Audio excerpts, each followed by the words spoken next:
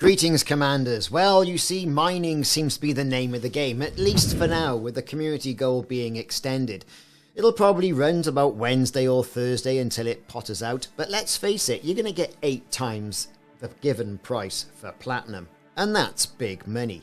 Frontier have released a few ships in regards to jumpstart or pre-built ships for the Commander who can't be bothered doing their own mining build. In this video, I'm going to take a look at the Krait pre-built mining ship, give my thoughts on it, and give my thoughts on areas for improvement. How well does it mine?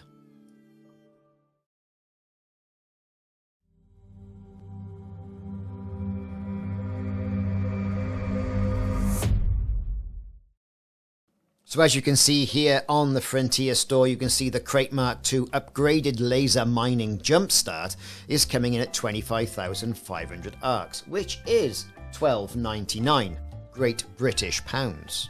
So a little bit of an investment. So here are what you're going to get with this mining crate. Yes, upgraded laser mining ship. Upgraded laser mining ship, not upgraded laser miners. So here we go, we got a 2B subsurface displacement missile. That's really good for drilling out those lovely deposits in the asteroids. You've got a 3E and a 3C multi-cannon and pulse laser. Bit of engineering on there. I would much rather have seen more mining lasers in regard to this, and 2 standard mining lasers. You've got lightweight alloys, 7A power plant, 6A thrusters, all tuned up with dirty drive. I like that. And of course the FSD. You've got shield boosters, heat sinks, all the things I think typically you don't need. But with cargo, you've got 128 tons of cargo, 2 5A limpet controller, you've got a tricked up shield generator, which I'll come on to a little bit in a minute. I mean, to be fair, for a shield generator, I would put a bigger refinery in there and have that additional storage space. The overcharged weapons, I'd rip them out, perhaps a few more mining lasers in there as well, and just rely on your cunning to get out of any mischief that you might get into. All in all, it comes with a paint job and a ship kit. Okay then, no problem. We get some nice spotlights on that, and a very irritating bumper on the front of the ship we'll come on to a little bit later. As it stands, the ship is perfectly fine for that beginner commander, but for those of us who are a bit long in the tooth, I don't know. For my own personal preference, one of the things you may want to change straight away is that annoying bumper on the front of the ship. Yes, it looks cool, but it's only aesthetic. It's a cosmetic item. It's not going to protect you from hitting rocks. It might look like it might, and it does have some nice spotlights, but it does compromise your view. So I've gone ahead and brought in one of my crates and tried to create it with a pre-built configuration. We've got the pulse laser, subsurface displacement missile, multi-cannon, and 2 standard mining lasers. If you're doing the power play, then by all means, if you've unlocked the power play mining lasers, the mining lance, or got Torval mining lasers, then there'll be a better option for you. However, any changes you make to your pre-built ship will start to eat into that lovely no-cost rebuy. I haven't put in any shield boosters in here anyway. Heatsink launcher, point defense. I'm a bit, if it was me and I was just building this ship up normally, I'd also put an ECM in there as well. ECMs are great, and I'll tell you why they're great. If someone's trying to mug you off for all your lovely mined cargo, hit that ECM, you'll destroy all limpets in the area. No problem. The hatchbreaker limpets will lament, put it that way. Also, if you've got aspirations of using this for a different type of mining ship as well, an all-purpose mining ship, then you're kind of going to want a pulse wave analyzer as well. So they had lightweight, I've got military grade. The power plant here, 7A. I've got loads of power left over there. The thrusters with drag drive, dirty drive tuning, so I've got dirty drive on mine, nice and maneuverable. The frame shift drive as well, increased range with SCO. Life support, I threw in there a 4A is what I had knocking about, and the power distributor of 7A should be perfectly fine for 2 mining lasers. However, I've got aspirations to put a few more mining lasers on this, so as a result of which, I'm going to put charge enhanced on that. Some commanders might be looking at putting weapon focused on there as well. We've got some sensors long range, and we've got the tank for go-go juice. Now looking at the cargo rack, we've stayed with what they've suggested with 128 tons of cargo space and 2 5A limpet controllers. That means we can have 6 flying monkey limpets in the air at any one time. The shield generator is a 4A, I haven't bothered engineering that, and a prospector limpet of 3A as well. 3A, good stuff, that will give us a good range of materials coming back from the prospector, and then also you've got the fuel scoop as well. Now, whether you want to use that fuel scoop or not is perfectly up to you. If you're building this ship to mimic it, you can do what the hell you want. If you're just going to keep it the same, well yeah, it'll help you get from A to B. Now, if it was me, I would rip out that shield generator, keep all that lovely storage, keep the limpet controllers, get rid of that shield generator, and then think about putting a 4A refinery in its place. So once you do that, once you sell it, you can't get it back from a pre-built ship. Alright? The fuel scoop.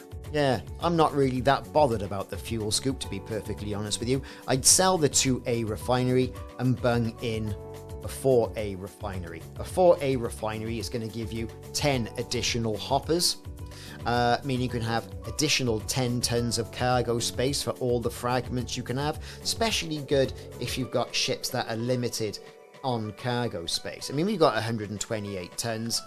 I'm going to have to go for a 4B here because that's all the station's currently got. I've got 9 bins there. I'm going to have to make do. Or you can just make do with the standard one and just benefit the fact that you've bought this ship and you're not going to do anything with it. But this is my build and kind of how I would do it for a Krait Mk II. So we got our 4B refinery, we got our prospectors, we got our collector limpet controller as well. And you know, what are we going to put in that other class 2 slot there? Well, you could put some cargo space in there. You could rip out something else and say put in a collector limpet. It's perfectly up to you. It makes no difference, to be perfectly honest with you. If you want to keep a fuel scoop, keep a fuel scoop. Like I say, it will help you get from A to B. Irrespective of whether you're changing your ship, you're going to have to set up your fire groups for this particular vessel. Now, as you can see, we've got our displacement missile and we've got our collectors. I've got my collectors and prospectors and mining lasers in one fire group. On the primary fire, I've got my collectors with my mining lasers, and then my prospector on my secondary fire. Now, the reason why I've done this is that as I'm shooting a rock, the collectors will deploy. And they'll only deploy to the maximum amount of collectors that the collector controller will deposit on the screen at any one time. In this case, 6. Once one of those peter out, it'll launch another one. And I've also got my secondary fire to go and prospect other rocks. Saves changing through your fire groups, left, right and centre. Some of the other things I've got here are down to personal preference. Again, I've got my surface scanner, detailed surface scanner. You've got to find out what's in those rings. Obviously you've got discovery scanner as well, ping those systems, all that kind of good stuff. But generally you'll be in fire group A, which will have the collectors, the mining lasers and also the prospectors all on those 2 buttons. So say, saves you switching left and right all the time. Now, how many times do you commanders leave a station and you've forgotten your limpets? We've all done it. There's no shame in admitting that you've done it. With 132 tons of cargo space I've got here, typically I look to around about 70 to 80% fill that full of limpets when you're doing laser mining. You're going to get an awful lot of material really quickly, and that's going to start filling up your cargo space. And there's nothing like having to dump limpets. Now, everyone says, well, it's always better to have too many limpets than too few. I completely agree with that. But you want to minimize the amount of money you're outlaying and maximize the amount of money that you are making. So typically I go for around about 90 to 100 limpets on a ship with cargo of this size. So you're looking for nice rich rings around a planet. I've chosen Delcar 7 as my mining area of choice, and that suits me fine, sir. It's nice, it's dense, and there's 2 platinum hotspots around Delcar 7. and I've had an awful lot of success here. So as you can see, I'm in system. We're going to deploy our hard points now. You can see the collectors on the right hand side and also my prospector on the left. Off goes my prospector flying monkey. Away we go. That's going to go out and tell me what's in the rock. Hopefully it's a good one and we can get on the board by getting some platinum in the hoppers. Right, so we got 38.29% platinum and a medium material content. So the medium material content, that's going to be how many materials, raw materials, that you get out of this asteroid as well. So, okay then, so we're going to get over there, we're going to deploy our hard points, and we're going to get laser mining. Everybody, laser mining in a Krait laser mining pre-built ship. Bit of a mouthful, isn't it? So the flying monkeys are going to be dispatched, and we're going to get laser mining. Now straight away I've modified this ship with additional mining lasers. If you just had two, the distributor would keep up with this all day long, no problem at all. Would take you a little bit longer to mine a particular asteroid. My flying monkeys of my prospector limpets are off and about collecting up all those lovely fragments and returning them into the cargo hold. The ship is working really well. Really well. It's a good little ship. However, would I buy one? No, I'm a bit of a seasoned commander. Would I buy it if I was just new to the game and getting involved? Well, it's a good ship to do that, to be perfectly honest with you. There's nothing wrong with it. And because the Krait is so nimble as well, that means you're going to be able to dance around those rocks like Fred Astaire. Either way, 25,000 arcs. 25,500 arcs, or $12.99. It's not Star Citizen prices, is it? But, like I say, it's still an affordable option. You do get engineered shields, you get engineered thrusters, and you get an engineered frameshift drive as well. Although, be aware, any changes you make to this ship, you can't store those modules, and that'll incur into your zero rebuy.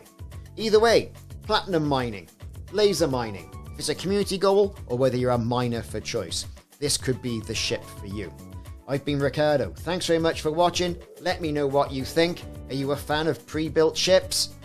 Are you not a fan of pre-built ships? I'd like to know. I'll see you soon.